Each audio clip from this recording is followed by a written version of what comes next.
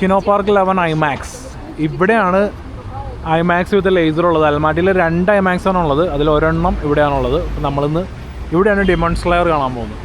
One ബാറ്റിൽ after another ഇവിടെ റിലീസാണ്, early റിലീസാണ് ഇവിടെ. ഒരേ ഒരു പ്രശ്നം എന്താണെന്ന് വെച്ചിട്ടുണ്ടെന്നുണ്ടെങ്കിൽ ഈ പടം റഷ്യനിലാണ് നമുക്ക് കാണാൻ പറ്റുള്ളൂ. നമുക്ക് നേരത്തെ വേണമെന്നുണ്ടെങ്കിൽ പടം കാണാം, പക്ഷേ റഷ്യനിലാണ്. ഇത് ഇംഗ്ലീഷ് സബ് ടൈറ്റിലൊന്നുമില്ല, ലാംഗ്വേജ് റഷ്യനാണ്. അപ്പോൾ വൺ ബാറ്റിൽ ആഫ്റ്റർ അനദർ കാണുന്നില്ല. ഇവിടുത്തെ ഐമാക്സ് എക്സ്പീരിയൻസ് ചെയ്യാൻ വേണ്ടി ഡിമോൺ സ്ലെയർ വീണ്ടും കാണാം. 2 ദിവസം മുമ്പ് കണ്ടാണ്, വീണ്ടും ഡിമോൺ സ്ലെയർ കണ്ടിട്ട് ഞാൻ ഐമാക്സ് സ്ക്രീനൊക്കെ നിങ്ങൾക്ക് കാണിച്ചു തരാം എങ്ങനെയുണ്ട്. കിനോ പാർക്ക് 11 ഐമാക്സ് സ്ക്രീനാണ് നമ്മൾ ഈ കാണുന്നത്. 36x69 അതാണ് ഇതിൻ്റെ സ്ക്രീൻ സൈസ് വരുന്നത്. 69 ഫീറ്റ് വിഡ്ത്തുള്ള 36 ഫീറ്റ് ഉയരമുള്ള ഒരു സ്ക്രീനാണ് നമ്മൾ ഈ കാണുന്നത്.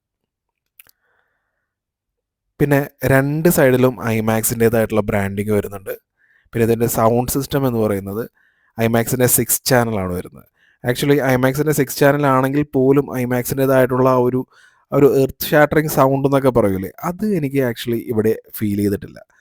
പിന്നെ ഐമാക്സിൻ്റെ ബ്രാൻഡിങ് നല്ല മനോഹരമായിട്ടൊക്കെ ചെയ്തിട്ടുണ്ട്. ഇവർ ഈ ബിൽഡിങ്ങിൻ്റെ പുറത്തും നല്ല രീതിയിൽ ചെയ്തിട്ടുണ്ട്. അതാണ് ടാഷ്കൻ്റ് ഐമാക്സും പിന്നെ ഈ അൽമാട്ടി ഐമാക്സ് തമ്മിലുള്ള ഒരു മേജർ ഡിഫറൻസ്. ടാഷ്കൻ്റിലുള്ള ഐമാക്സിൽ ഇവിടെ ഒരു ഐമാക്സ് ഉണ്ടെന്നുള്ള രീതിയിലുള്ള യാതൊരുവിധ ബ്രാൻഡിങ്ങും ഇല്ല. എന്നാൽ അൽമാട്ടിയിലുള്ള ഐമാക്സ് അങ്ങനെയായിരുന്നില്ല.